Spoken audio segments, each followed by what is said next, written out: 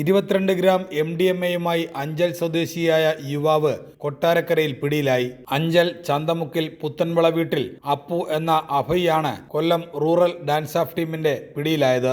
മലദ്വാരത്തിൽ ഒളിപ്പിച്ച നിലയിലാണ് ഇയാളിൽ നിന്നും 22 ഗ്രാം MDMA കണ്ടെടുത്തത്. പോലീസിന് ലഭിച്ച രഹസ്യ വിവരത്തെ തുടർന്ന് ബാംഗ്ലൂരിൽ നിന്നും സ്വകാര്യ ബസ്സിൽ വരികയായിരുന്ന ഇയാളെ ബസ് സർവീസ് അവസാനിക്കുന്ന കൊട്ടാരക്കര പെട്രോൾ പമ്പിൽ നിന്നാണ് പിടികൂടുന്നത്. തുടർന്ന് ഇയാളുടെ കൈവശമുണ്ടായിരുന്ന ബാഗിലും ദേഹപരിശോധനയും നടത്തിയെങ്കിലും യാതൊന്നും കണ്ടെത്തിയിരുന്നില്ല. കൂടുതൽ ചോദ്യം ചെയ്യലിൽ ഇയാളുടെ മലദ്വാരത്തിൽ MDMA ഒളിപ്പിച്ചു വെച്ചതായി മനസ്സിലാക്കി. കൊട്ടാരക്കര താലൂക്ക് ആശുപത്രിയിൽ എത്തിച്ച് ഇയാളിൽ നിന്നും ഡോക്ടർമാരാണ് MDMA കണ്ടെടുത്തത്.